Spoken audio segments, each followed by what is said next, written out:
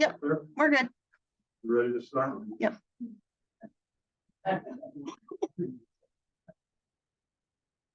like to welcome everybody to the first September board meeting. I ask you and I pledge allegiance to the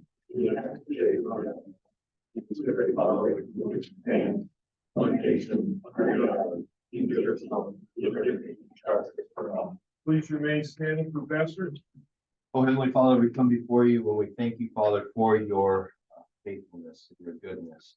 And that is why we can come to you tonight and ask you, Father, that you would just continue to bless this town of Duanesburg, that you would bless the people in it, that you would provide for the people in these economic times.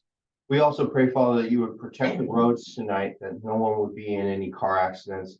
We pray also, dear Lord, that you would just bless the ambulance crew as they work and take care of people, that you would show them how much you love them and protect them as well as they are on the roads.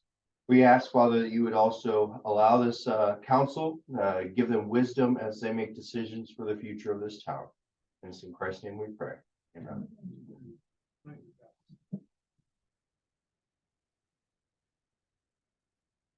And before we get started tonight, I'd also like to recognize a person who had a long-term commitment to the town.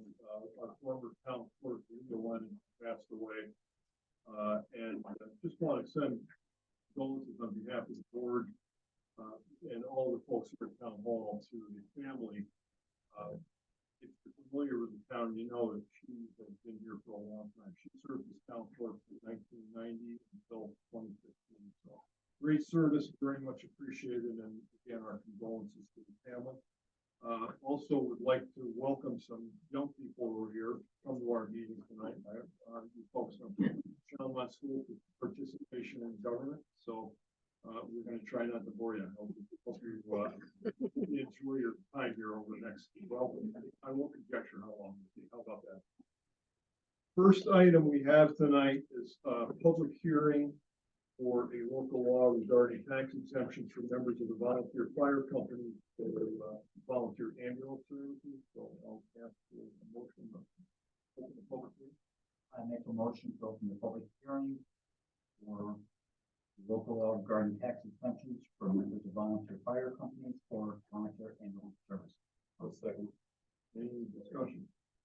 Discussion I will make after the vote is I will ask the town attorney to expound a little bit upon this, and then we can open the floor for comment.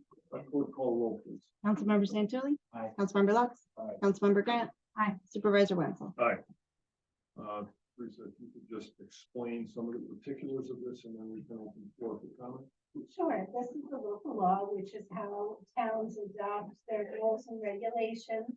The state legislature last year enacted a new state law that allows for greater tax exemptions for people who volunteer to participate in like the Duanesburg Volunteer Ambulance Corps or any of the fire companies. And there was previously an exemption. This exemption is a little bit broader. It can cover spouses.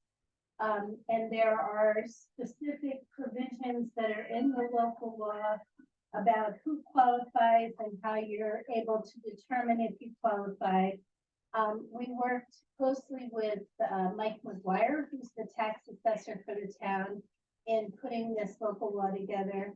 We also modeled it on Schenectady County's local laws, so it would be similar because we're all part of the same taxing jurisdiction. Tonight, we're happy to have any comments that anybody may have on the local law. There's copies up there if you'd like to look at it, and there's also copies on the town website. I'm gonna recommend to the town board that they hold the public hearing open, so we can get public comment at the next meeting as well. And that'll give people plenty of time to give us their thoughts and feelings on the law.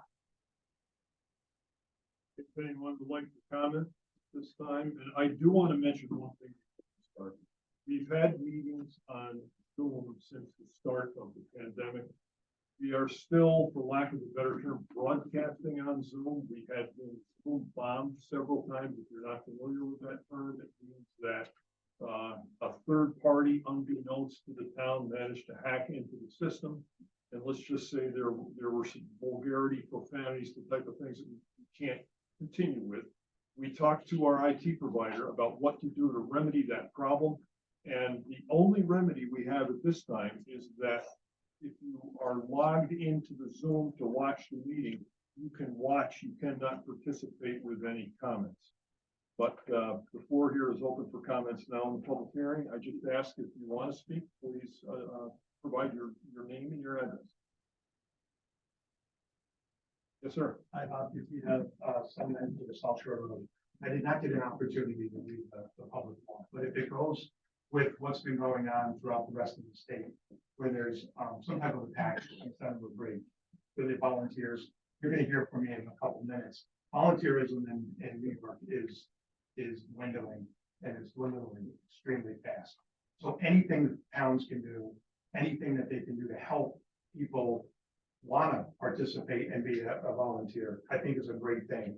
And I thank you guys for taking this up.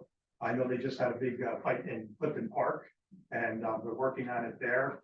And again, I really thank you guys for taking this on and moving forward with it. Thank you. Yes, ma'am. Carol Howland at Sheldon Road, and I did read this over, but it just occurred to me, there was one point that I hadn't paid attention to. There's been some controversy over firemen who lived in one part of a town or district and were active in another. Is it comprehensive enough to cover, say, somebody that lives in Mariahville, but it's Burtonsville Fire Department? Or is that mutually exclusive? It is tied to real property taxes and an exemption from 10%. It's a 10% exemption, just to point that out, and it's from town real property taxes, Carol. That's the only thing we control. So if he is, for whatever reason, owning property in Princetown and volunteering in Waynesburg, we lack the authority to help. Okay, but And I heartily approve of this too. How about the reverse? Somebody who is serving opposite that. I will check into that. Because I think that was the Clifton Park problem, wasn't it? Yeah. And their supervisor decided he didn't want to.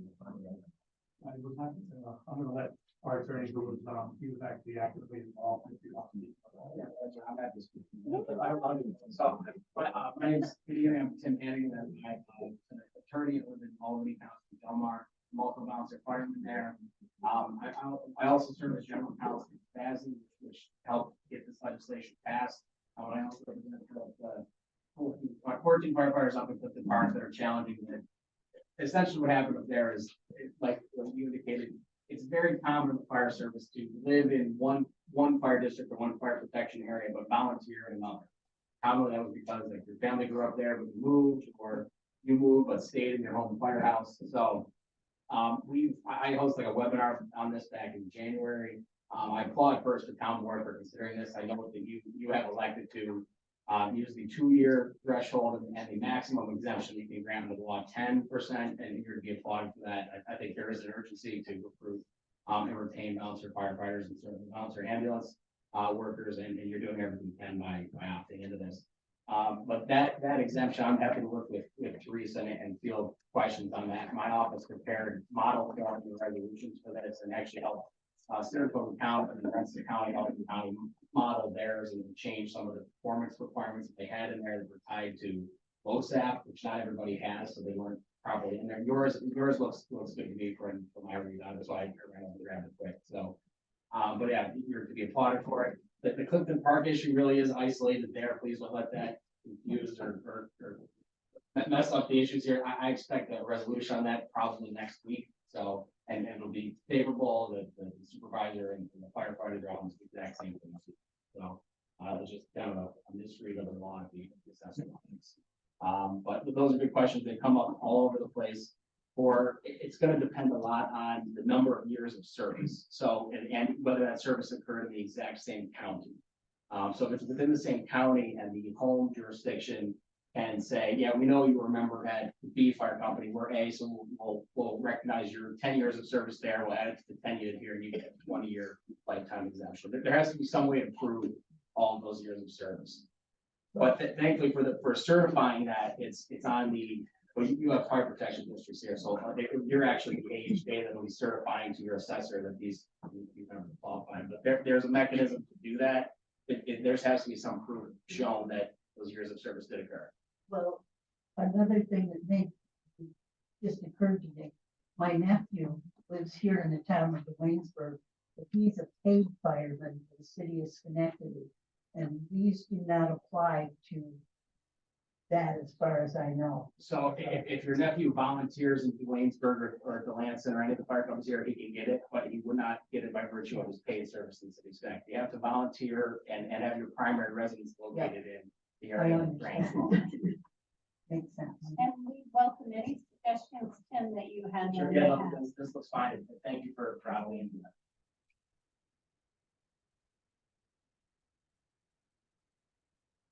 Anyone else like to comment at this time?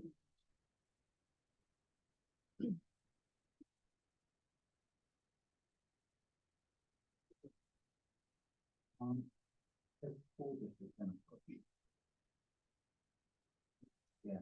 But,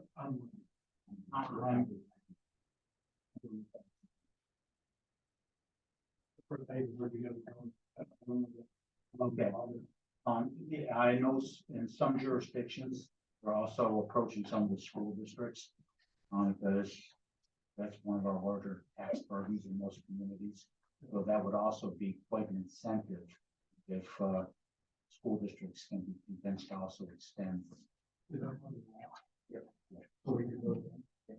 Any local taxing jurisdiction can opt in. That's a change from the previous version of this law increases that schools in some counties could opt in, others do not. Now it's being rolled to apply across the state, which actually for the law makes sense. That helps us. So, and the school, library, the fire district, actually, your fire protection district, so forget that. The fire district. Okay, so the fire district can also opt in. And the county obviously already has. Town, the village, separate to it. The village can actually they can opt in and grant $500 in addition to this separate section. So somebody should touch the mayor too. Do you have any other comments? If you have no other comments, I think we can move on to the next item and I'll make a motion to keep the public hearing to this issue. discussion. Clerk call the roll, please. Councilmember Santulli. Aye. Councilmember Grant. Councilmember Lux. Aye. Supervisor Winslow. Next up, approval of minutes for our last meeting, which was way back on August 10th. We're going to approve the minutes on Thursday, August 10th.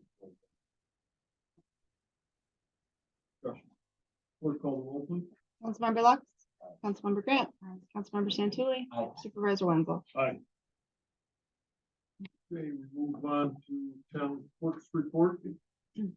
Total local shares remitted, $8,717.55. Total non-local revenues, $2,644.45. Total state, county, and local revenues, $11,362. Supervisor's report. Revenues, general fund, $124,776.31. Highway fund, $655.65. Sewer district number 1, $7.95. Sewer District number 2, $885.04. Sewer District number 3, $12.78. Total revenues, $126,337.73. Disbursements, general funds, $81,540.44. Highway fund, $32,113.75. Sewer District number 1, $26,991.17. Sewer District number 2, $168,735.42. Sewer District number 3, $8,799.34. Total disbursements, $318,180.12. Payment of claims. General fund A, $135,021.95. General fund A, $1,630.08. Highway fund A, $58,891.07. Highway fund B, $6,240.22. Lighting district number 1, $211.55. Lighting district number 2, $406.17. Lighting district number 3, $186.16. Planning board, $340. UV project, $3,201.42. Sewer district number 1, $5,009.74. Sewer district number 2, $6,053.11. Sewer district number 3, $2,029.74. Trust and agency, $261.36. Paid for $23,500.03. Total transfer to AP, $242,894.20. Any discussion? Clerk call the roll, please. Councilmember Lux. Aye. Councilmember Grant. Councilmember Santilli. Supervisor Winston. Aye. Great, move on to committee reports. Bill, what do you have for us on that one? Well, I have a lot of my roads already patched, and we'll set back with the already the deeper issues of Delvin Road, so it put us back a couple of weeks. Let's back together, with the cups on the down and see that that project is done. Plow damage from last year. I was started like around the mowing Monday, mower lasted the day, and the boom fell off that. So that's back together. We're waiting on a hydraulic ram that back in the process over. Yes, do that. What kind of building size do you have over there? Good building.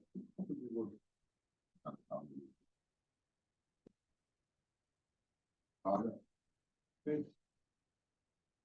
Diane, public safety, I know you've got one item on there for us, at least. Yeah, so we had the fire officer meeting yesterday, lots of updates. So this weekend, there will be active shooter training at the high school. It will run from 8 to 5 Saturday, which I guess is a classroom, and 8 to 5 Sunday, which is scenario. Just so everyone is aware, it has been, we have notified the town via the website, our website and our Facebook page, right, Jen? Yeah.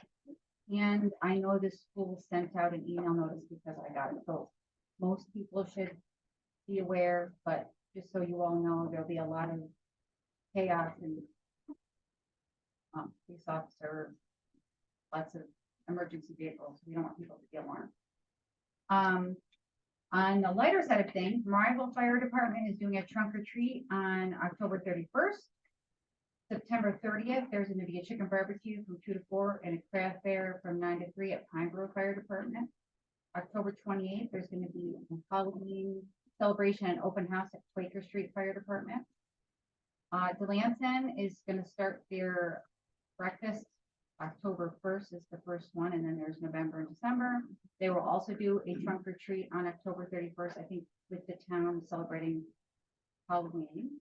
And fingers crossed, we may be bringing back a sit-down turkey dinner with feedback. This would be really exciting. It's been a long time, but time will tell.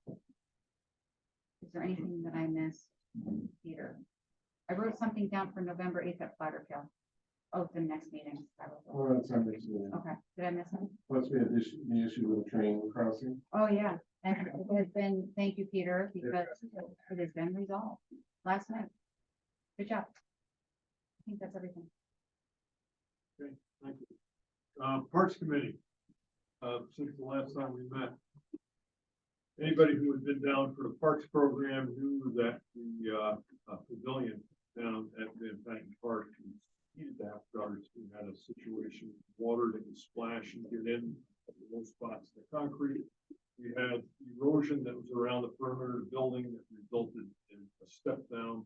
And we were very fortunate to have two local vendors, one from Albany, Erie Materials provided material, and a local vendor known as the Gutter Guy provided the labor at no charge whatsoever to the town. They provided gutters on the Van Patten Park pavilion. Parks Committee has some other beautification things that they're looking at, and Debbie and John Peters, I'm not singling you out because you are here. I'm going to mention this. The Point Park, if you drive by and you don't, I don't think anybody drives through and they don't notice the red, white, and blue flowers and the wonderful job that's been done there. And I know we promised to have, I shouldn't say we promised, we endeavored to have a tank that we could bury in the ground there so that we have water. If there's no running water there. We're still, another thing on our Parks Committee, we're still endeavoring to find the right kind of a tank to bury there. Dylan said he'll take care of burying it and filling it with water for us, but we've got to find a rigid tank, the right capacity. That's on the back burner for the Parks Committee, but a big shout out and thank you, Debbie and John, for your work there. It's really appreciated. There's a lot of silent folks in the community that do a lot of good. It's really appreciated. So I know it's not just myself, but you're a lot. Thank you. Andy, what do you have on the sewer fund? Not much, just we're getting quotes for a new snow plow for the new truck. They're going slowly, so I should have some by next week. Later in the business meeting, we're voting on Friday contract, the tank inspection, so as soon as we get one, that's completely normal. I think we have to do it like every 5 years, I believe. So that's all that is. That's all I have. Okay, thanks. Mike, anything on anything? A couple of things. I want to commend our clerk who jumped in and taken over a lot of the website activity and accesses. Thank you, Jen. Everything's going well. And we did have a broadband meeting. We've been able to knock some homes off of the list just through activity. Some explain some second. And now that we can come together on government. No, and I'll expound on that a little bit. I just got an email late this afternoon with regards to Charter Spectrum. They do not have a signed contract with the town for the completion of the 32 remaining addresses that do not have broadband service. However, in the absence of a contract, they started construction. They connected Turnbull Road. They have service over there. West Shore, I know they have started service there. They started service on the remaining houses on Waynesburg Churches Road, and they now have ceased operation. The rationale we were provided was that from Charter Spectrum, from the rep that we deal with, that they were under the impression they had a signed contract when in fact they don't. The initial numbers that they had presented to the town, we had refuted those numbers. We tried to bring those numbers down. We're still endeavoring to do that. And the rep from Charter Spectrum had asked if he could have another discussion sometime next week. So I responded to him, and again, Annabelle Felton, who has done a wonderful job as the chairperson of the Broadband Committee. She and myself spoke with this gentleman from Charter Spectrum 2 weeks ago, and we're hoping to speak with him again next week. And again, the goal is to bring that number down as low as we possibly can. Get the rest of the remaining addresses through. Anything else before we move on? Okay, The next item that we have on the agenda, one of the things the board is charged with on an annual basis is to prepare a budget for the following year, fiscal year that starts January 1, 2024. And by statute in the state comptroller's office, we have to have a preliminary budget presented to the town court prior to the end of September. As we work on this, some of the entities we work with are fire departments and the ambulance squad to provide us numbers. We had gotten some numbers from EVAC, and if you followed the budget over the past few years, gradually the service has transitioned from an all volunteer to a hybrid, based upon the fact, as we all know, volunteerism on a national basis is way down.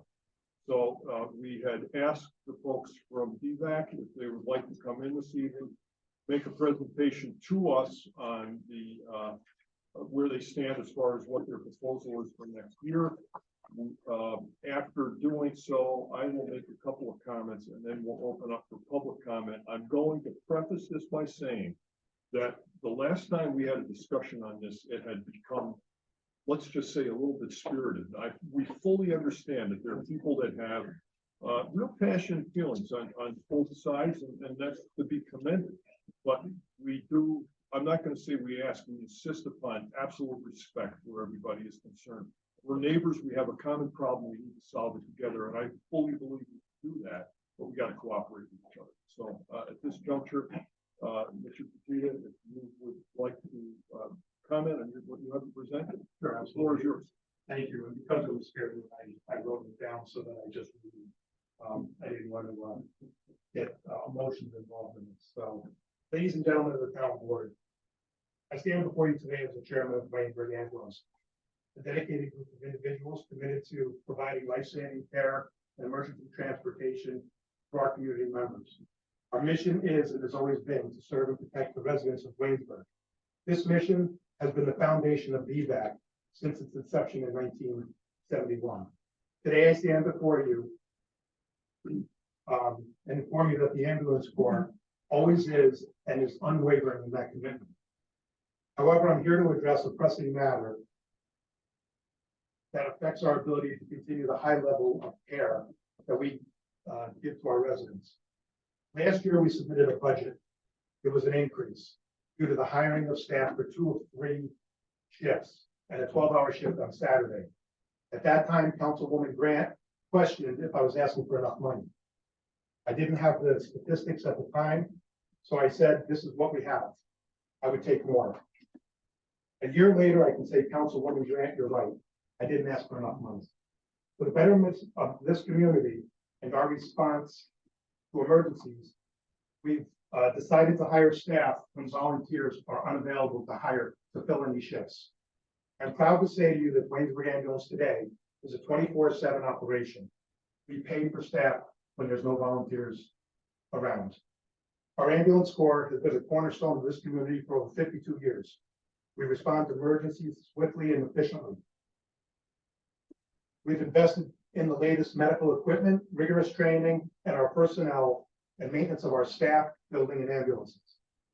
We have married the volunteer operation with paid staff, and we believe that this could be a model for the entire state of New York.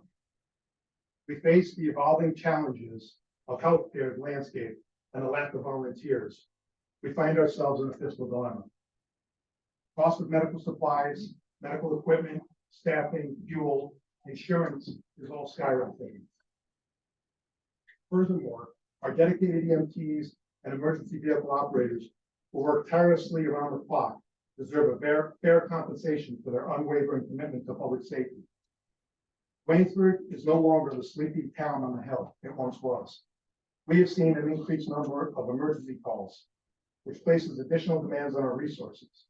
Over the past 2 years as chairman, we've responded to many horrible and horrific calls, to include accidents on 890 and our rural roads.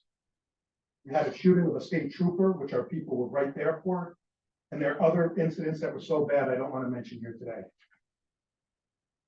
Since hiring staff, the ambulance corps is now a 24/7 operation.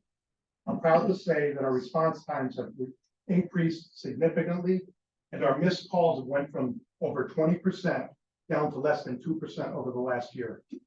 And those 2% missed calls were because of simultaneous calls. Our current budget of 2023, though carefully managed, is simply not sufficient to keep up with the staffing demands needed to meet the current needs of our community. This is a situation none of us want. I come before you today not to request a budget increase for the sake of growth or new and exciting cool equipment or new ambulances. I'm asking for the need, the money requested is funds to maintain the equipment we have and support the staff. I believe the town of Waynesburg is getting a tremendous value for the money being requested. My personal research has indicated rural communities would love to have what we have right here in Waynesburg. A self-staffed, volunteer-managed, locally operated ambulance service that takes care of its own neighbors, friends, families, and visitors to the area. I understand the importance of fiscal responsibility, not only as the chairman of the Waynesburg Volunteer Ambulance, but as a taxpayer citizen over the last 38 years in this town. Since I was elected chairman, I believe that I put in place the right people and operations that carefully manage the finances to keep our equipment, building where it needs to be. However, the time has come that we must prioritize the safety and well-being of our residents. We're here to serve and protect. I ask you to consider the budget that we put in front of you today, and I thank you for your time in listening to me. I have today the finance chair, Eric Hunter, who has over 40 years of medical billing. I have our captain, Peter, that can answer any questions to do with response times and public safety. And I've asked our attorney, Tim Hannigan, to come, who is a professional in this field and deals with many volunteer organizations, fire departments, ambulance corps. And I know that Mr. Santulli has given us some questions, but I implore the town right now, since we have the expert, if you have questions or concerns, we have the expert here.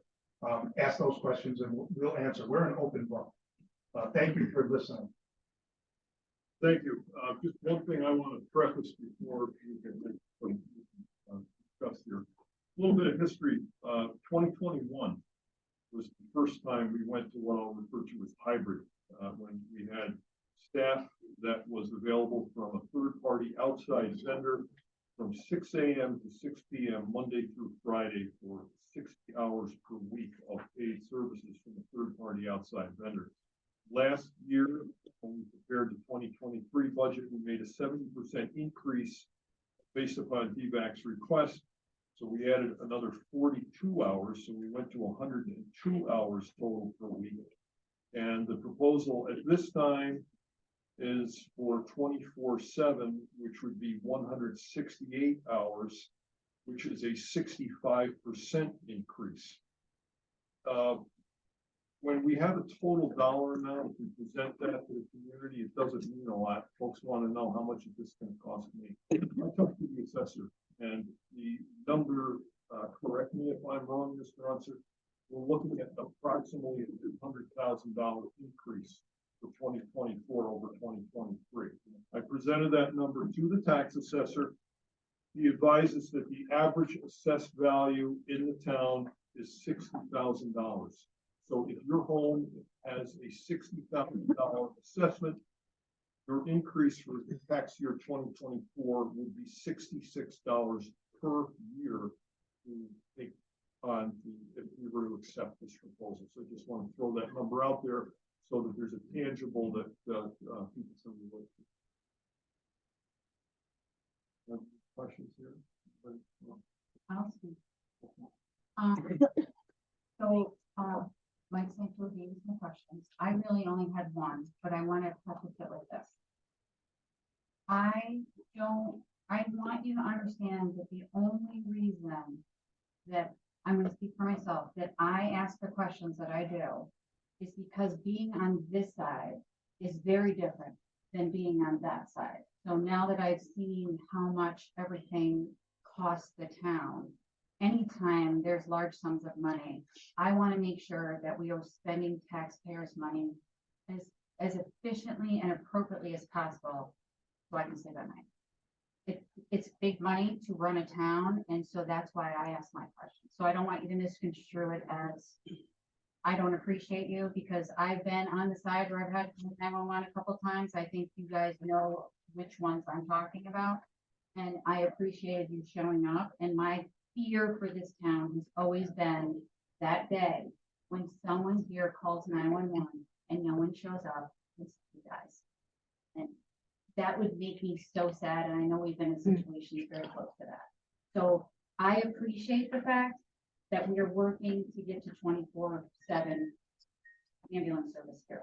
So the only question that I really have for you guys is, has there been any research? I know that we had an issue with REMS and we are no longer partnering with them.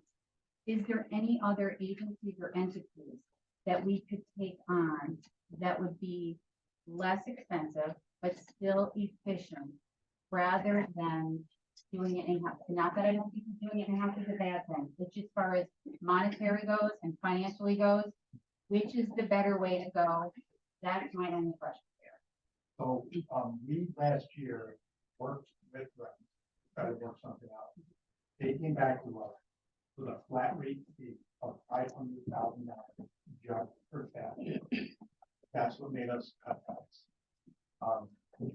That's not even, that's using our ambulances, our equipment, our house, and running it with our people. They wanted $500,000 just to do that.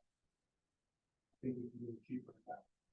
And I think the proposal that I gave you shows that we can. And I do believe, I mean, I talked to Tim, who deals with every agency out there. Some of the hour figures that we spoke about. Overall budget or now? I think totally overall budget, because you know what we're doing, we're going after every penny. I've been at Angelo's front door. I've met with him several times. I've written him letters. I'm trying to go to the council. I'm working with Senator Breslin. I called out to Senator Breslin. We put in stuff to the finance committee where we're getting money that we never had. He's on the phone every day with the farm son. We're finding money that we used to just like, well, just because we didn't know. We now have a professional between him and Janice. We're collecting every penny we can. And I can say we're not putting anybody going to court with anybody. We're just calling them, we're meeting with them. Eric is not Eric. One of the things that we always had a problem with.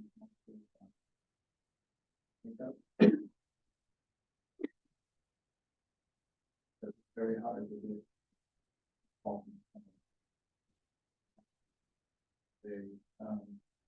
The registration, then the police report, and all of that, that's off the police report, determine what the municipal insurance company is. I can populate that into Cornerstone. They have the data service or the data necessary. Plus, then something contacted them, they can come down with. We have a very close relationship with the sheriff. Obviously, I've worked with the sheriff and the state troopers. I just have a little background on the plates, and we get the information. So I just want to let the town board and the residents know, we're going after every penny we can. And again, in speaking with Tim, I do think that Waynesburg is a model for the entire state. This is probably one of the only places where you marry the entire organization being ran by volunteers. There's no paid, we're not paying anybody. Our volunteers saved over $70,000 in man hours cost. And we deducted that out of this year's budget request. So, I mean, you deal with a lot of other agencies of our size. Do you think that, I mean, I know you're our attorney, but I'd rather you speak openly so that. No, I think the budget that EVAC has proposed here is in line with similarly situated town voluntary ambulance force that expect 24/7 response. And the problem with ambulance and what is required too is that that's a service that you really do want to have 24/7.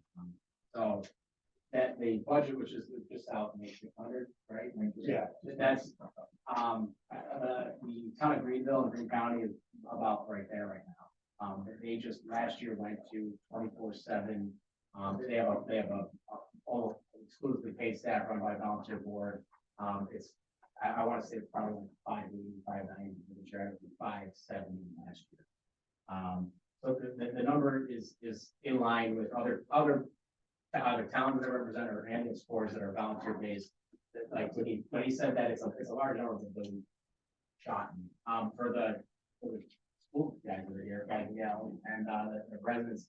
So what they were talking about before, Eric and Bob were talking about is trying to recover money and find money. That doesn't mean like there wasn't like money downstairs that we lost. The contract with the ambulance, between the ambulance corps and the town, provides for revenue recovery. So the taxes levied by the town pay for the service and the people and the stuff in the ambulance to be available when called. And then when a call is actually run, individual recipient pays a bill to their insurance company for that service. So what Eric and Bob have done by being more aggressive in actually ensuring that those bills get paid is reduce the amount that the town has to then subsidize to keep the service generally available for everybody in case we need it. So that's that service. It's tough to quantify what else you would have to ask for if you weren't recovering there, but that there's an added value there that Eric has done from his own experience that has allowed Bob to come in and the board to come in with a number that's, at least for my, again, I don't pay taxes here, so, but I probably do more. But that number sounds reasonable to me. I'm happy to canvas other ones and name the trees that we did. I probably should, if I thought the number was wild, I'd tell Bob he was crazy. So I've done it a couple of times, but I'm not sure for that. So I think that number appears reasonable. Obviously, it's for the board to decide, or the taxpayers to decide if that's what they compare. But in preparing the numbers, in my time, if somebody said, it's $300 for ambulance to be available, and can I give you 600 and you show up in 5 minutes? I mean, what's the, like, can I, it's something that I think this town has long recognized the need for it. I think you are blessed having a local service based on homegrown here that you can see. You drive past the station, it's a constant. It's like the fire service, it's constantly there. It backstops everything that you do. It's that safety net that you enjoy there that many towns don't have. I think it would be tough to start a DVAC today based on the model they are now. Probably wouldn't form there. Peter obviously works at the Department of Health and all kinds of ambulance stuff statewide. That probably a higher level of specificity and detail than I could. But I think we've got a very good service here. The hybrid model and the continuing evolution of that, unfortunately, is a product of both a decrease of volunteerism and an absence of able-bodied, willing person to serve as MPs. You're close enough to Amsterdam, the Target Distribution Center, where it's actually financially more advantageous to work there at Amazon or any of the big ones in town Florida than it is to run EMS in your community, just in terms of the mental toll on volunteers or paid staff and the hourly wage. The wage is certainly below, I believe the hourly wage is below what the Window is paying now.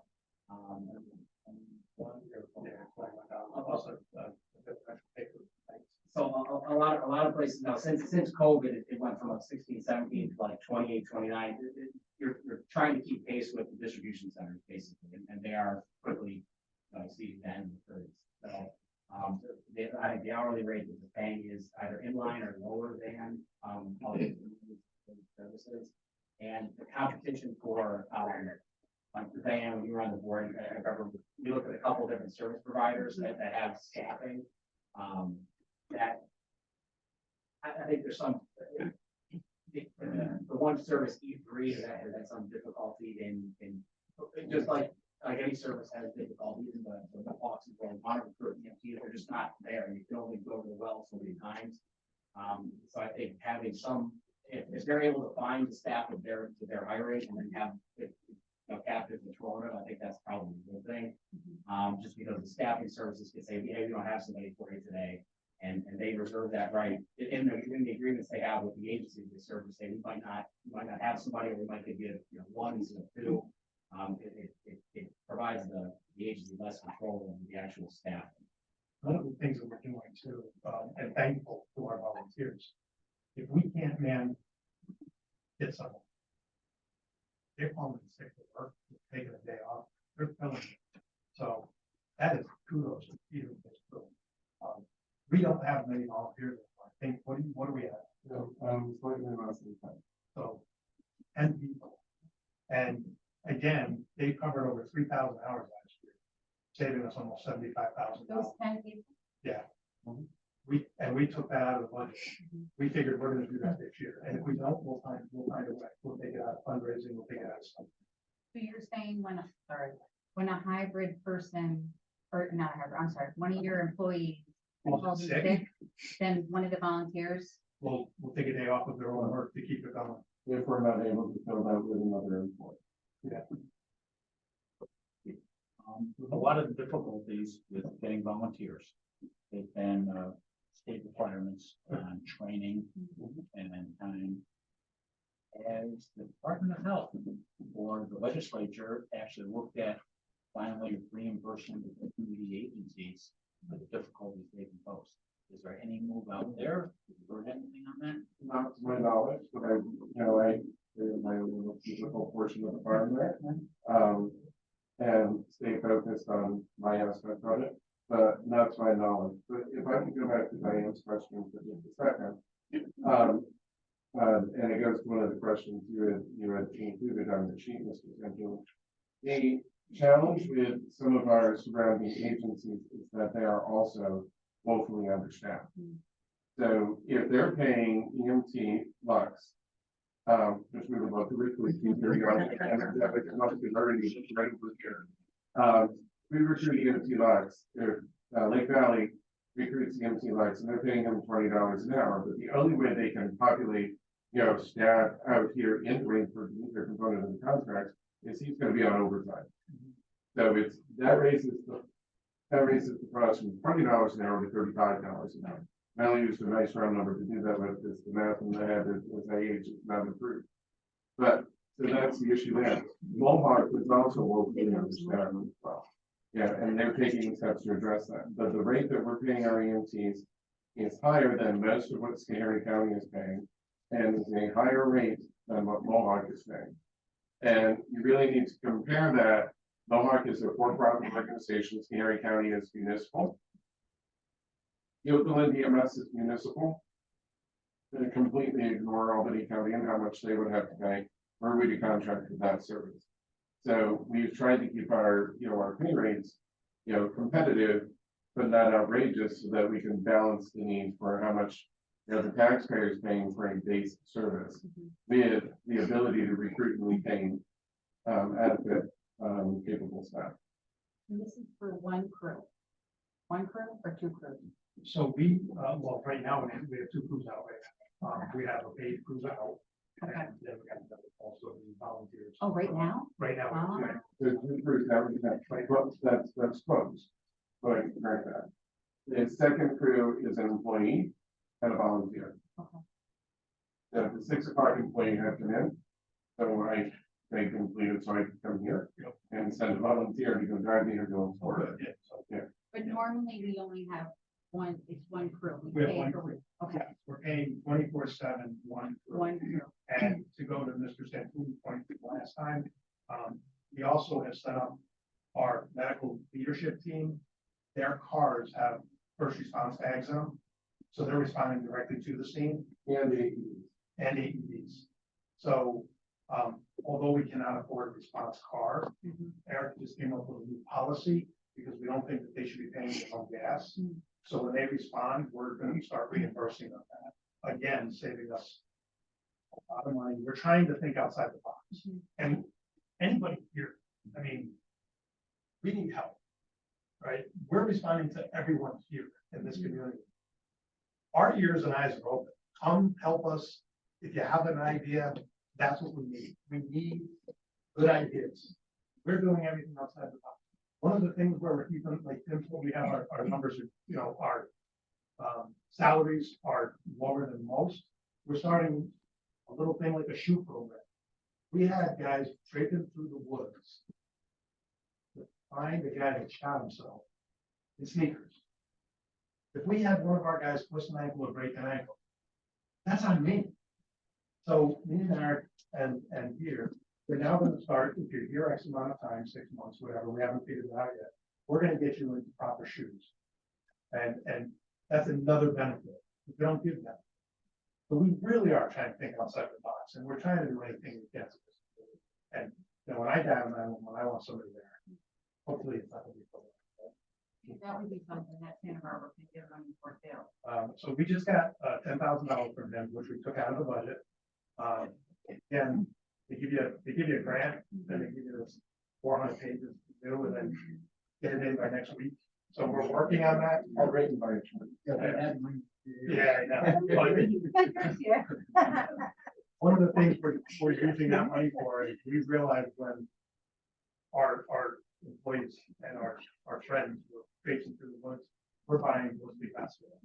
Because that guy had not shot himself and shot one of our people again. It's on us. So we're looking to without way what the time. And that's not the first shooting incident in town. Right. Law enforcement wasn't going in first. They were we were behind the tactical team before he shot himself. They had him on, infrared. Once they got to him, then we released the dogs, he shot himself, but our people were there. But you also don't know that he's alone. Yeah, it was, That's why it was a we wait bad for law team. enforcement to put it safe. They brought us in with them. The state troopers asked us to go in. It's not the first time we've been in a war zone. During the stabbing up here, they wanted us inside the house because the 3-year-old was seriously, 5-year-old, sorry, was seriously injured. And the mother was critically injured. We're on video. Oh, yeah, Let's hold up. perfect. They had us inside before they. I have another question. Yes, So this budget is for, I should say, for 2024. The budget is for one crew for 24/7 coverage, correct. Less the 3,000 hours, less than 3,000. less than 3,000 hours, which we are guaranteeing to cover, no matter what. Okay. We will find a way to cover it. So I guess I'm not gonna ask you to predict the future, but could you tell me where you see DVAC in the next 2 to 5 years? Like, can you like give a brief overview of what you kind of think your plan is? So If you keep your fingers crossed. Yeah. Retired and staying in Wayne. Somebody else. No, I'm just kidding. But to be honest with you, I do see minor increases. Because the biggest increase is going to be last year and this year to get us where we need to be baseline. After this, we're going to have minor increases based on staffing needs, staffing salaries. One of the things the town could do, you'd have to speak to your attorney. We're spending $28,000 a year on insurance. Our insurance rate went from $1 million a year to $10 million. Right? The insurance rate is $28,000 a year. That's what we're paying. That's just for insurance. That's not comp, disability, all that other stuff. That's right. That's just basic insurance. I don't know if the town can insure us. We go on your policy. We go a rider. I don't know. But there's $28,000. We're just throwing in the air. Let me just address that. Yeah. So the town has an insurance broker, Matt Spataro. He's been representing the town for a long time. And the amounts for the insurance that we put in the agreements were what was suggested by Matt as appropriate for the type of activity you all engage in. So what we can do is go back to him and see if there's any new thoughts on that. If you want to provide us with information regarding other volunteer fire companies and whether they have a lower amount, we'll certainly entertain that. But I just don't want you to think we just kind of No, I'm just saying. pulled it out of the air. If you look at our budget, it's extremely line item. Eric is a bug when it comes to, he wants to know when paper clips are purchased. Right? That stands out to me as, oh my God. I talked to Tim about it. If you don't mind, you and Jim working together, I have no problem with that. You guys talk about it. If you can get it lower and we can save money, that would be great. But to get an email string, I just think you two working together, if we can get it lower, great. If we can't, it is what it is. We've already budgeted for it. Yeah, I can email Tim and. Great. And we can just see. That would be awesome. Yeah, but those are areas that I see like, oh my God. That's literally money I'm throwing out the window. But you're only throwing it out the window. If there's not an that's issue. the law. I mean, I found in working for government for the last 32 years, the higher you have your premium, the higher the lawsuit. If you have $1 million premium, they sue you for $1 million. If you have a $10 million policy, they sue you for 10 million. That's just what I've seen over the last 30 years. I don't know. You guys are the attorneys. Sure. It's easy. That's fine. So if you made us 20 million, they're gonna sue us for 20 million. It's just, that's just my observation over the last 35 years. So you guys deal with it. We'll do what you want. Great. Okay. Ask if you can look into that. Yeah. See- And again, if anybody, we have the experts here between these two. If, Mike, you have any other? I just want to say thank you for bringing this to, I mean, I got all that. Great. And Mike, if you have anything, really, anybody, he really is the expert in the field. If you think of it like later tomorrow, I'm driving the car, you know, or ask Teresa, but there's like cost for doing this money. Every birthday, so happy to have. Yeah, we're a total open book. And anything you guys can do to help us save money or get, you guys are the town board. You know, start rattling cages with the legislature. I mean, I am. But again, thank you guys for your commitment to us and the commitment to the town, really. We appreciate all the efforts. Very much so. Anybody here has any other comments before we open it up? Folks on the floor. Anyone here, anyone present here this evening would like to comment, have any questions? Yes, ma'am. I have a concern. And I've spoken to the ways in the last couple of weeks, and we don't really have an answer to it. So perhaps, I don't know, we're landowners. My name is Wendy DeSantis, and we're landowners. We have land on McMillan Road.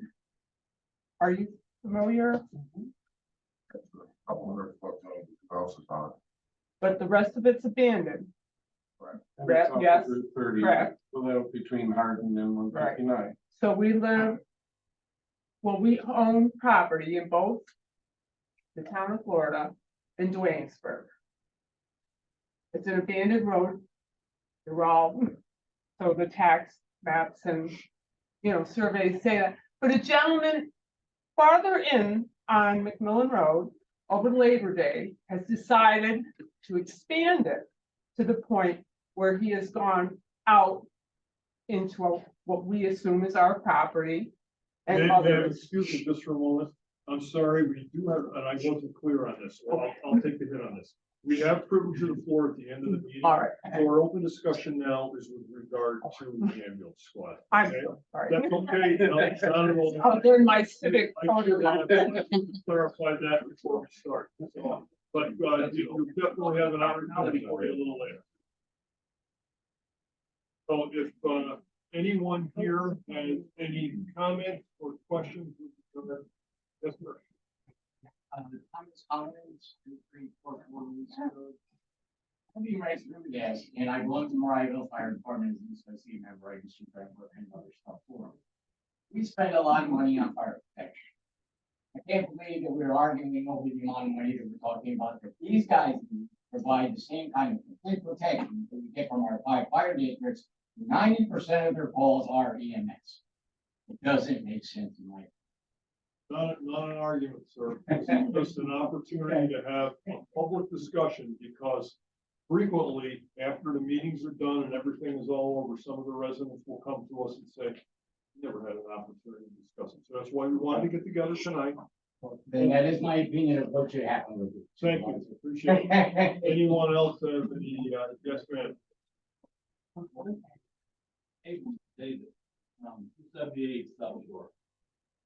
4 weeks ago, I had a heart attack.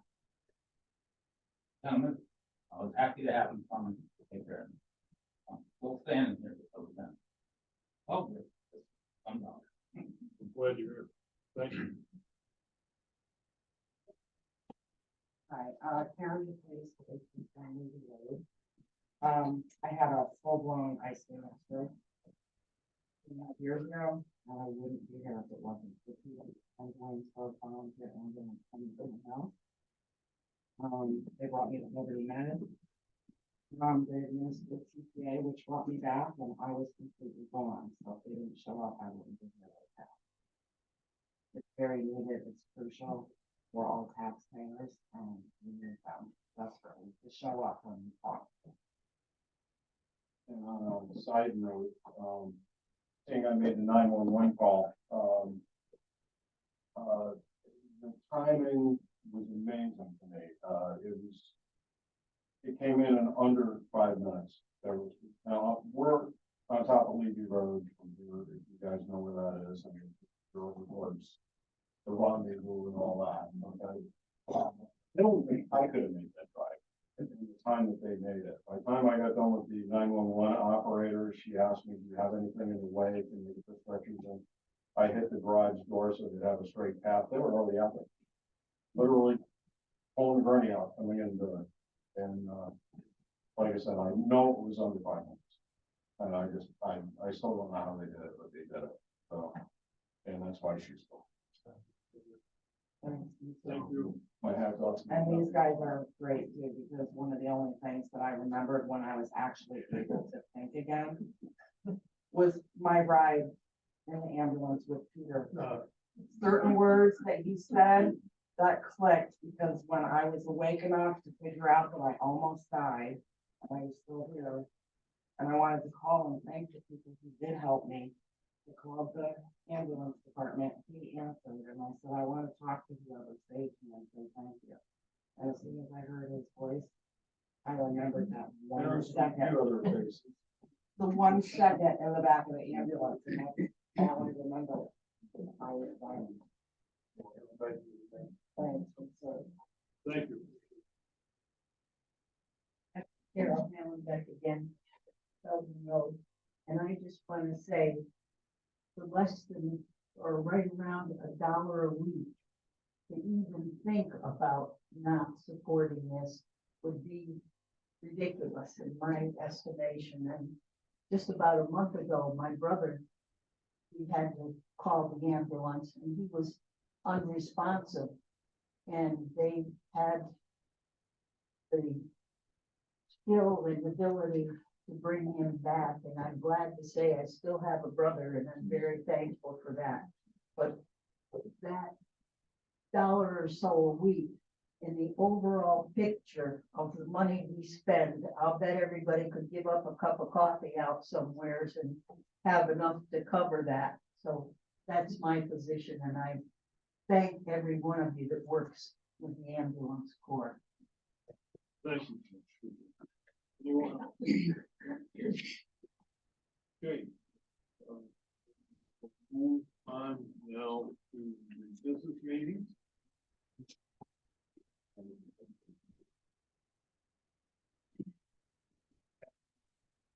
Yeah.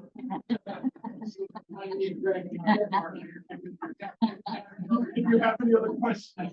Let me say this, before we start with the business meeting, if there are any folks who are here just for the ambulance portion, we'll take it up. And Thank you, everyone else. You can share it. Thank you very much. I really appreciate the coffee. Thank you.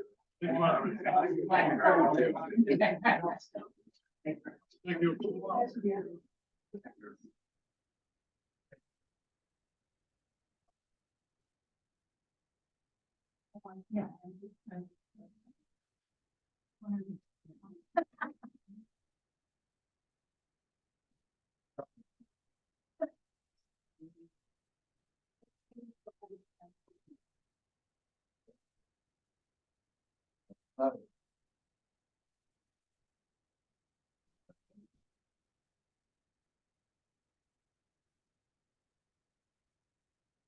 Yeah, she did. Oh, Yeah, she had to go to the bathroom. right, don't stand out there and chat.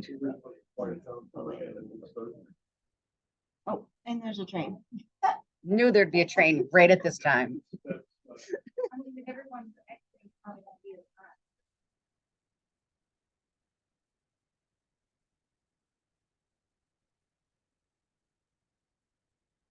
train's usually pretty quick.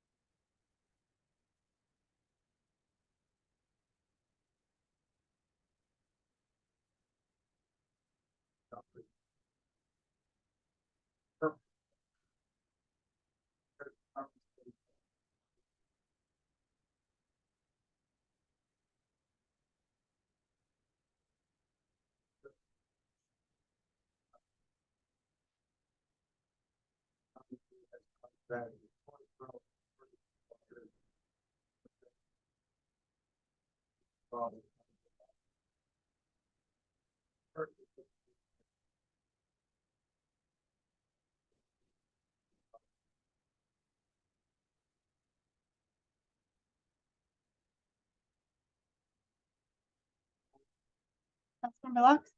Councilmember Spituli. Councilmember Grant. Aye. Supervisor Wenzel. Gene Works is the new vendor and authorize town supervisor to sign the Gene Works contract. Whereas the town board currently contracts with this and systems.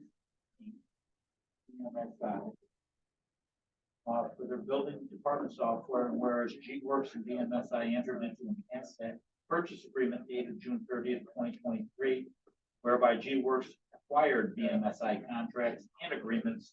Whereas the town board now needs to sign a new contract with G Works for their software needs.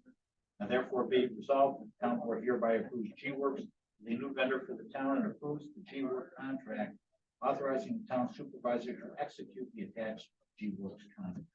Okay. Any discussion? Clerk call the roll, please. Councilmember Santilli. Aye. Councilmember Grant.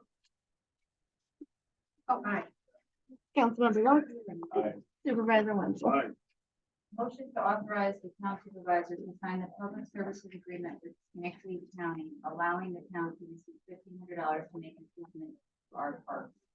Whereas the town of Williamsburg and Schenectady County desire to cooperate and collaborate on improvements to its parks, and whereas Schenectady County shall provide funds in the amount of $1,500 to the town of Williamsburg to make improvements, thank you, to its parks. And whereas the county shall make payment in full to the town upon certification that the project is completed, and now therefore be it resolved that the town board hereby approves the public benefit services agreement with Schenectady County and authorizes the town supervisor to execute the attached public benefit services agreement. Discussion on this, the county legislature has awarded money to some of the towns within the county for improvement projects with parks and community fields. And they had provided $1,500 to the town. This is just a legal requirement that we have to sign some documents in order to have that money sent. Clerk call the roll, please. Councilmember Grant. Aye. Councilmember Lux. Aye. Councilmember Santilli. Aye. Supervisor Wenzel. Motion to increase the building inspector code enforcement officer salary to $60,000, whereas the county of the building inspector Christopher Fargo has completed and passed the training and certification process for building inspectors undertaken by the NYS Department of State Codes and is awaiting scheduling civil service test for building inspectors. Depends upon the Schenectady County Civil Service offering the whereas the town board is considering raising the salary for Christopher Parslow because of qualifications and experience in advance. Now therefore be it resolved that the town board hereby increases Christopher Parslow's salary as town building inspector to an annual salary of $60,000 starting Monday, September 18th, 2023, and continuing in the position subject to his taking and passing the civil service test for the position of town building inspector upon its first operating by Schenectady County Civil Service. I'll second that. The discussion on this at the time that, Mr. Parcel came on as, the building inspector trainee, he did not have his credential to be, certificated as a building inspector. And the arrangement made with him at the time of fire was that once he obtained those credentials, there would be a salary increase. So, he's attained those credentials, thus he's reporting to court. Councilmember Lux. Councilmember Santilli. Aye. Councilmember Grant. Aye. Supervisor Wenzel. Aye. Motion to appoint Claire Vidal as the part-time court clerk. Whereas the town of Waynesburg Town Justices have identified the need for an additional clerk to the town justices exempt position and have interviewed Claire Vidal for the position. Whereas the town supervisor and the other members of the town board have also interviewed Claire Vidal for the position. Whereas the position of clerk, the town justices will involve work up to 12 hours a week at a pay rate of $16.50 or dollars per hour. Whereas the town board finds that the town budget contains funds for such a position to be filled. Whereas the New York State Office of Court Administration will provide online training for the clerk of the town justices, will undertake the background check and fingerprinting according to the town justice. Now therefore be it resolved, that the town board hereby appoints Claire Vidal to the position of clerk of the town of Waynesburg justices to work up to 12 hours a week at a pay rate of $16.50 per hour, subject to her undertaking the requisite New York State Office of Court Administration online training for the position and to a satisfactory background check and fingerprinting by the New York State Office of Court Administration. I'll second. Roll call roll, please. Councilmember Santilli. Aye. Councilmember Grant. Aye. Councilmember Lux. Aye. Supervisor Wenzel. Aye. Motion to authorize the town supervisor to execute a construction contract with Hirschberger Roofing. Whereas the town board of the town of Waynesburg, the town, has found that the existing roof on the town hall building has reached the end of its useful life and wishes to replace the work. And whereas the town sought quotes from qualified and responsible roofing contractors for the performance of the work and received quotes from 2 different qualified and responsible contractors in response. And whereas the lowest quote from a qualified and responsible contractor for the work was submitted by Hirschberger Roofing, whose price for the work, including all labor and materials, is $17,440. And whereas the town intends that the work is to be funded in whole or in part using American Rescue Plan Act coronavirus state and local fiscal recovery funds and will be subject to the applicable provisions and requirements of the U.S. Department of Treasury Coronavirus Local Fiscal Recovery Fund award terms and conditions. OMB approved 1505-0271, insurances of compliance with civil rights agreement. OMB approved 1505-0271. Now therefore be it resolved that the town board hereby authorizes the town supervisor to execute a construction contract with Hirschberger Roofing for replacement of the existing roof on the town hall building in the amount of $17,440. Discussion on this 2 years ago, we had, retained an outside, consulting engineer to draw specifications for some work at town hall. Part of that was to install a new roof. And the specifications that were drawn by the consulting engineer resulted in 5 different bids for a new roof. The lowest number that we had at that time was $66,000 for the standard city metal roof on the building. All those bids were rejected by the town board. And we made the determination that if we were to work on this in-house and through the resources we have with our own certificated building inspector, as well as his predecessor who still works part-time, we could do this in-house and have our in-house town attorney draw up the documents for us. And very pleased with where these numbers are. Call roll, please. Councilmember Grant. Aye. Councilmember Santilli. Aye. Councilmember Lux. Aye. Supervisor Wenzel. Motion to approve the RFP documents prepared by White and Renatana LLP for the town hall addition. Whereas general municipal law 103 in the town of Williamsburg procurement policy authorized the town of Williamsburg Town Board to seek president for certain improvements to the town hall. The quotation town hall addition, and whereas the town desires to seek bids for the town hall addition as described in detail in the attached request for proposal. The RFP documents prepared by Whiteman, Austin, and Hannah LLP. And whereas the town works with Northeast Log Homes to prepare the design plans for the town hall addition.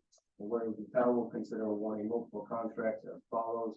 Contract 01, general construction, contract 02, plumbing, contract 03, HVAC, contract 04, electrical, if the cost of the town hall addition is $500,000 or more. And whereas the town will advertise the RFP on September 18th, 2023 on the town website, on the town bulletin board, and in the Daily Gazette. And whereas the town will hold a non-mandatory walkthrough at 2 p.m. local time on September 27th, 2023 at the project site located at 5873 Western Turnpike, Williamsburg, New York, 12056. And whereas the respondent inquiry period will end at 2 p.m. local time on September 5th, 2023. Whereas the town will require that all submissions are due on October 12th, 2023 by 2 p.m. And whereas this town requests that participating submitters hold their proposals open for a substantial period of time to allow for the completion of town money associated with the work which is subject to a permissive referendum. And whereas the town intends that the town hall addition is to be funded in whole or in part using American Rescue Plan Act, coronavirus state and local fiscal recovery funds, and will be subject to the applicable provisions and requirements of the U.S. Department of Treasury coronavirus local fiscal recovery fund award terms and conditions. OMB approved 1505-0271. Insurances of compliance with civil rights requirements. OMB approved 1505-0271.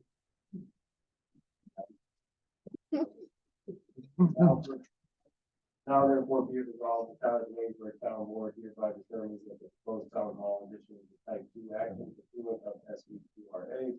Be it further resolved that the town board provides the RFP documents prepared by Whiteman, Austin, and Hannah LLP for the town hall addition and directs that the town hall clerk shall cause the attached public notice to be published in the Daily Gazette on September 18th, 2023, and that the public notice be immediately posted on the town bulletin board and the town website and it's there. And the RFP documents be made available on the town website and the town hall for review by potential bidders and the public.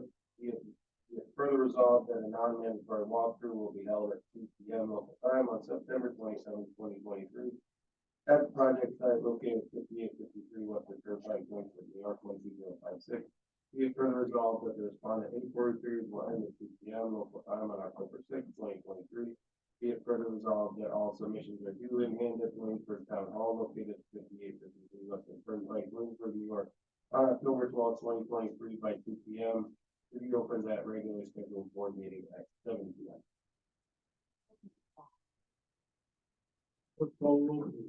Councilmember Lux. Aye. Councilmember Grant. Councilmember Santulli. Supervisor Wenzel. Absolutely.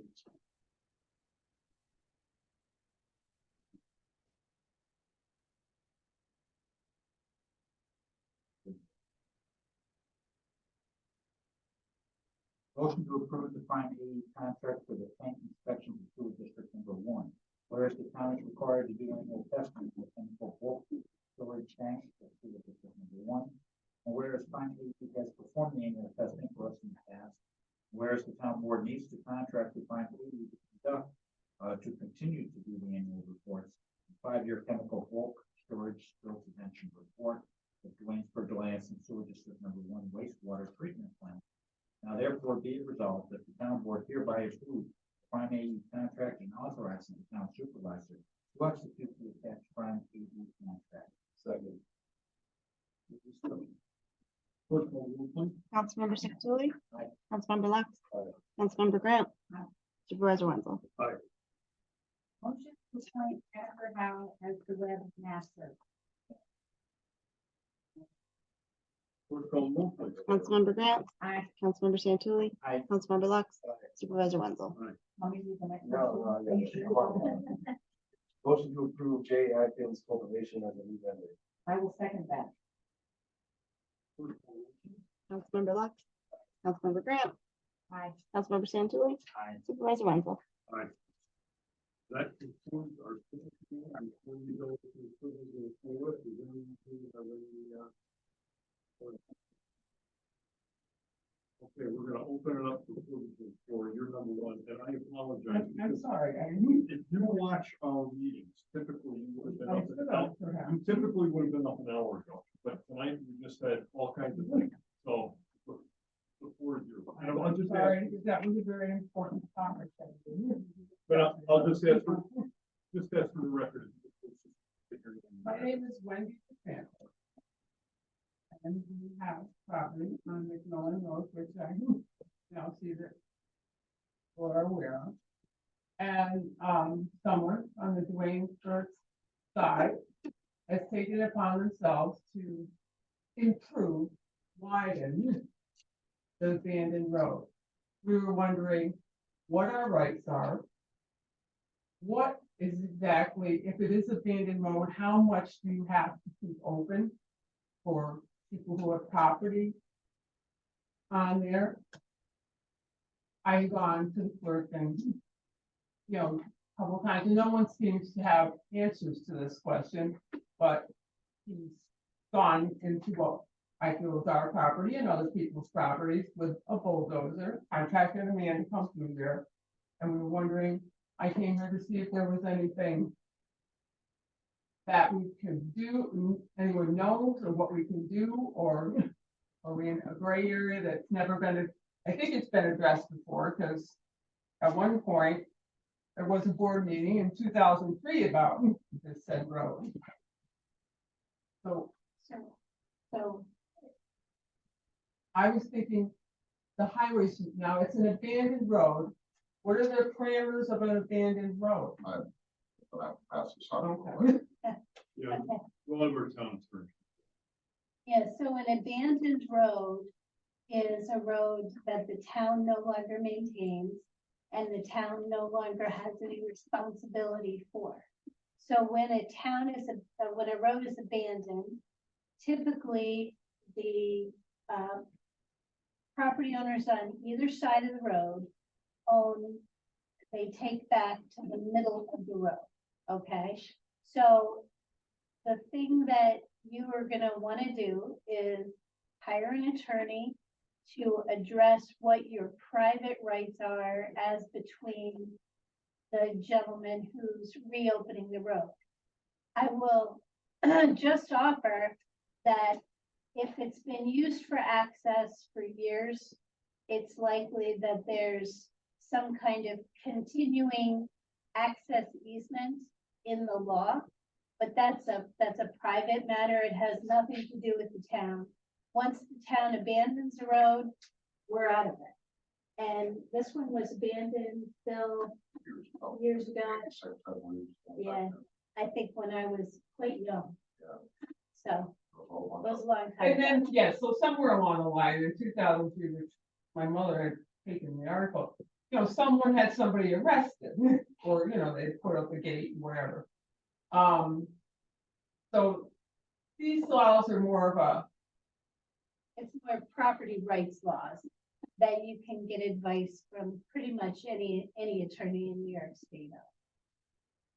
So if you were trying to have courtesy, what would be the smallest? What constitutes a one-lane road? 16 feet? The driveway versus the road. Yeah, driveway versus the road, yeah.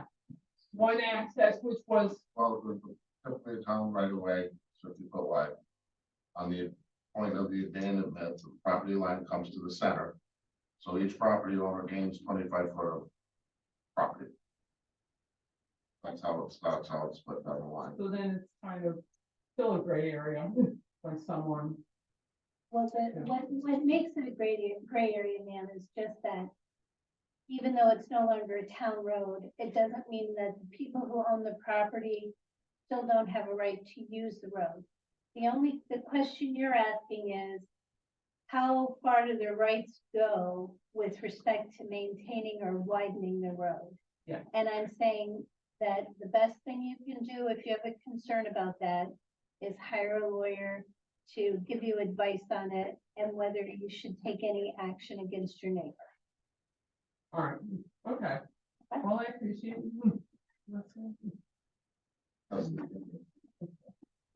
And Thank you.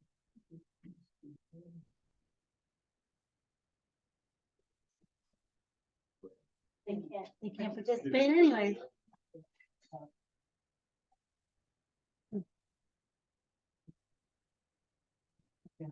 yeah.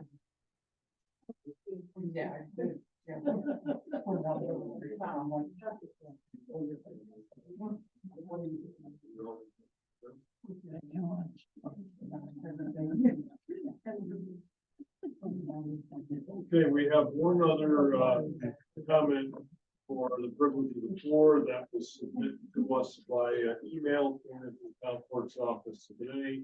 So I am going to read the comments addressed to Supervisor Wenzel and the town board.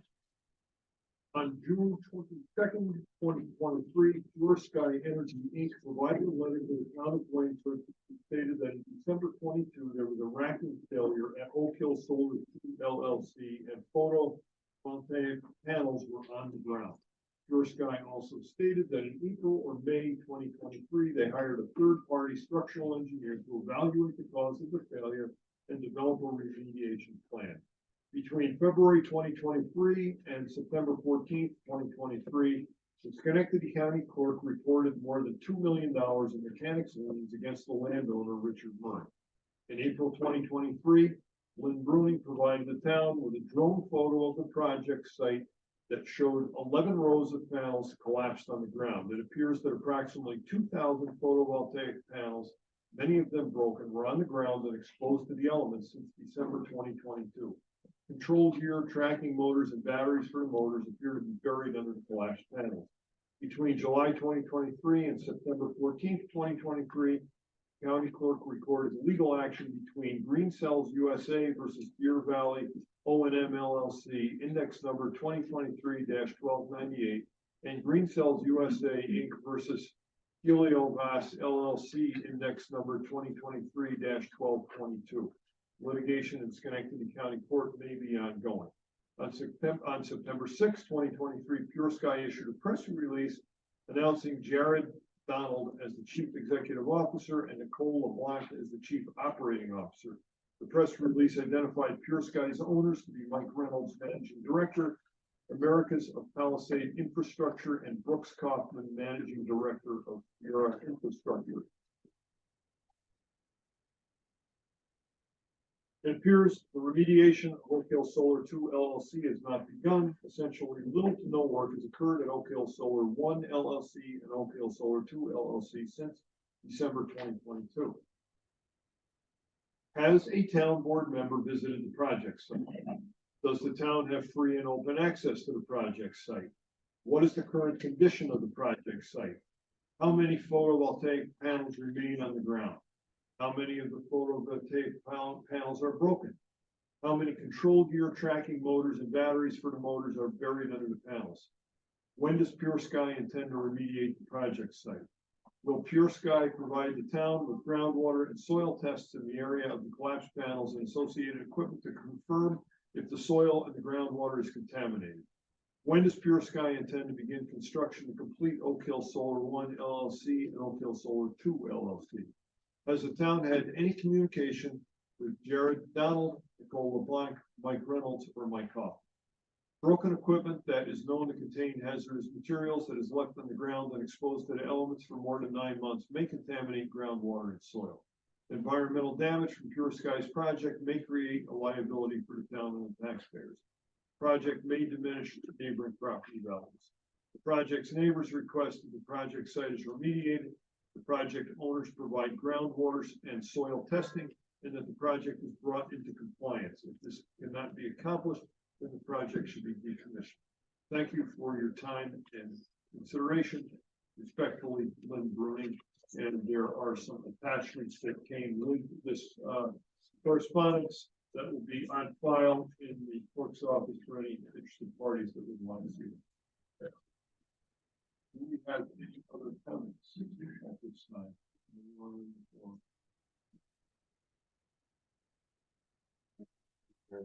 Second. Clerk call the roll, please. Councilmember Lux. Aye. Councilmember Santulli. Aye. Councilmember Grant. Aye. Supervisor Wenzel. Aye. Thank you very much. Now. We'll have to have a picture taken with us so you can prove your reader.